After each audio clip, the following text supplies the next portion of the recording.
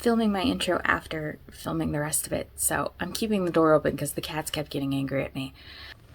Things that happened this month. I went on vacation finally for the first time since like last year, July, which was nice. It was just a staycation. I filmed a bunch of stuff, but I haven't posted anything yet. We went up north a couple of hours in Utah to where it's all nice and mountainy. We didn't do anything outside because of course we didn't. We're bookworms here. We don't do outdoors. Apart from that, I just did a whole lot of working. I feel like that's all my life is just working a lot.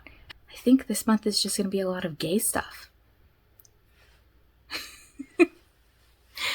I read 5 books this month. One of them was a library book, so that one's currently there. I don't think I'm going to end up buying it or anything like that. So I just have these 4, and we're going to go through them. First one I read was Dear Wendy.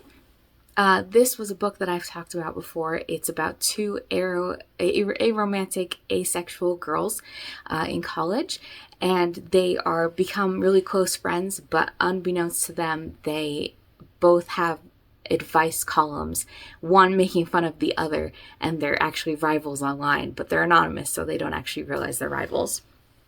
This was a pretty good book. It was really interesting to see not only one aro ace character, but 2, because it's such a rare identity to see in books and media itself. Sometimes I felt like things were just randomly thrown in there because the author felt like they had to be thrown in.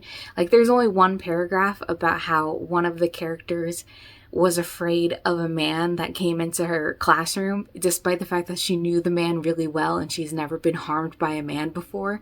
She just felt uneasy about it, and it really felt like it was just thrown in there for no reason, just to tick a box. Okay, I'm editing, clearly, right here, and I just wanted to clarify something on the book Dear Wendy. I don't think it was a problem that the author was bringing up each of these subjects. I just wanted them fleshed out more. And so I don't think it's wrong for 2 girls to go to an all-girls college to be wary of men because, you know, it's just part of life, part of being a woman. But when it was just one paragraph, it felt strange, and it felt like it was just thrown in there, like it was never mentioned again. So I just wanted it to be added. I just wanted there to be a little bit more to it. Okay, the next book I read was Our Wives Under the Sea by Julia Armfield. I gave this book 4 stars because I think this is just such a creepy concept. This book is about 2 wives. One of them goes on an undersea expedition into the ocean, and it switches between the 2 wives' point of view. This is about 2 wives, one named Leah and one named Mary. Leah goes to a undersea expedition in a submarine into the ocean, and it switches between Leah and Mary's point of views. One is 6 months after Leah comes back from Mary's point of view, and the other is Leah's point of view while she is in the ocean. And Leah just comes back wrong. Mary is convinced that something is wrong with her, something has happened. She has all kinds of weird things happening to her. And it was a really interesting book. It had some creepy moments, especially when you find out kind of what happens. This book is written really beautifully. There was a passage that I read in a video that I don't know if I actually posted, so I'm just going to go through it right now. It says, I used to think there was such a thing as emptiness, that there were places in the world one could go and be alone. This, I think, is still true, but the error in my reasoning was to assume that alone was somewhere you could go rather than somewhere you had to be left. And the book is just filled with those kind of things. And I know that a book is good when I stop what I'm reading and I look to my wife and I go, you have to listen to what this book is saying. She did, however, after that, just say that she and I read very different books. Because she's a romance reader and I am reading books like this. The third book I read was Snow White with the Red Hair. It's a manga. I don't actually have it because I got it from the library. I'll put it right here. I gave it 3 stars. I think it was a cute book. It had a lot of cute characters and the relationship between the characters and what I assume is the romance between 2 of the characters. But it was jarringly fast-paced. Like, the entire plot line of Snow White happens within like the first 5 pages. The girl is supposed to be getting married to the king or the prince, because she is so beautiful and has red hair, and he finds that really interesting. And so she runs away from home and meets up with this group that she spends her time with within like 3 pages. It just is very fast paced. And the relationship with her and the main guy, whose name I can't remember, is very adorable. It's a very sweet book. I don't know how many books are in this series. I don't think I'm going to continue it, just because I think manga has to really hit for me to keep reading it, just because there's so many volumes these days. I mean, the only one that I currently own is Fruits Basket, and that's 23 issues or 23 books. So I have to really commit to a book series if it's a manga, just because the series are always so long. The one I read after that, which I might actually continue reading, is Komi Can't Communicate. I know this is an anime. I think it's on Netflix currently. I watched like the first episode but didn't continue it, because I typically read manga better than I watch anime. This is a book about Komi, who is a socially anxious girl to the point where she cannot speak to other people, and her one goal is to make 100 friends. And so she does that with the help of Tadano. I don't know if that's how you pronounce his name. It's also interesting because she's known as basically the queen of the school because she's so pretty.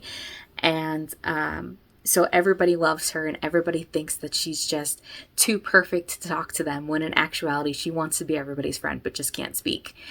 And so I thought this was really cute. It's just a book about friendship, and who doesn't like that? It's adorable. And she just wants to make 100 friends, which I think is such a wholesome goal to have. Something I could never do. Last book I read was Transcendent Kingdom.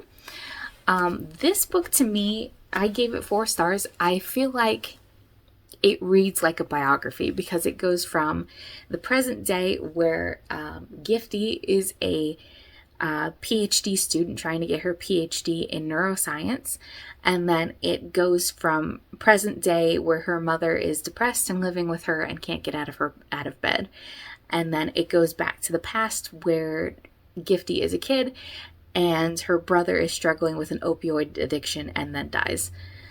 And her mother also goes through a depressive spiral when he passes away as well. I found this story very interesting. It was something I've never really read before. It's interesting. As a person with depression, it's really interesting to see how the people around you can be affected and see that point of view, because I feel like that's a point of view you don't see very often. And also, this book speaks a lot on religion, and how religion and science can coexist, and how different your views on religion can be when horrible things happen in your life, and you can't explain it through religion, and then you can all of a sudden lose your faith just overnight in an instant, because horrible things happen and you just can't explain why. As someone who grew up pretty religious, this was a pretty interesting book to read, and an interesting perspective, because I am not as religious as I used to be, and it partially is because of things that have happened in my life. And so I related a lot to what she was going through when it came to religion. Okay, now let's talk about the books that I'm planning on reading in the month of June. I feel like I should be reading gay things because it's Pride Month, but I don't think I have any that are gay. I actually don't know, because I haven't read them yet. The first one I want to read is Sweet Bean Paste. I'm actually almost done with this book. I've been reading it throughout the week, and I only have 40 pages left. This is a book about a man who sells dorayaki, which is a pancake filled with sweet bean paste. And he comes across this older woman who is in like her 70s. And she ends up being able to make the best sweet bean paste he's ever tasted. And all she wants is to work with him in this restaurant. And, hi, Rosie. Come here. Do you want to say hi?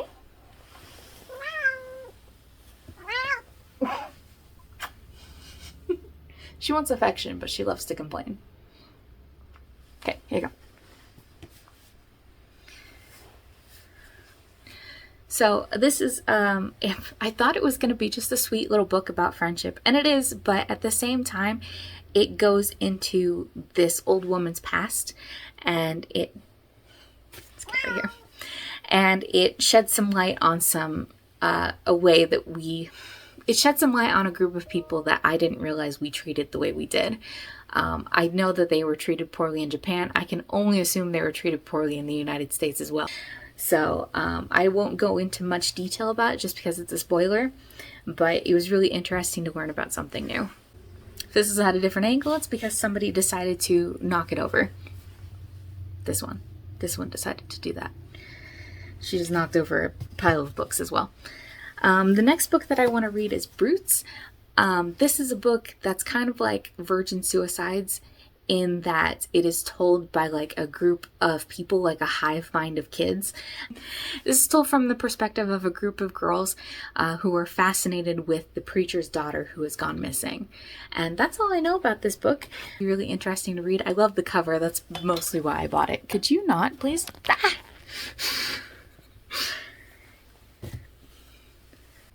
The next book I want to read is Carol and Tuesday. I got this from an LGBT bookstore called Under the Umbrella, so there is some form of LGBT characters in here. I don't know the details because they don't tell you why it's LGBT unless it's a specific table, like an asexual table or like a pansexual table that they had while I was there. So I'm not quite sure why this is LGBT, but I'm interested to find out. I know this is another anime that I believe is on Netflix. It's about two girls, one who has just run away from her home and is, oh no, another cat is on her way. Hi, baby. You're a good girl. Do you want to say hi?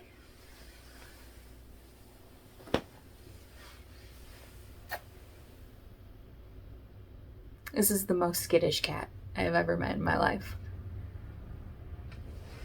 So normally if you were here in real life, she would be hiding. This is about two girls, one of which has just run away from her home, and they decide to make music together. And that's all I really know. I don't know too much about this. I saw a clip on Tumblr like years ago when this anime first came out, and it was very cute. So that's kind of where I heard about it. And then as soon as I found out it was LGBT, then I was completely invested. Okay, and I only have 4 books on this list, even though I am almost done with one and one is a manga, just because sometimes I get into a reading slump and I just don't read at all. So the last one I have is Notes on an Execution. This is a book that's been out for a while, I think. Oh, not as long as I thought. It's been out since 2021. And it is about a man who's on death row for being a serial killer. He's killed a couple of women, and the book focuses mainly on the women that his life has affected and his crimes have affected. So it also has, I believe, mini chapters about him on death row, but it mostly focuses on the 3 women. And that's all I think that I'm planning on reading. I think I'll probably read more than just these 4 books, but you never know. You just never know.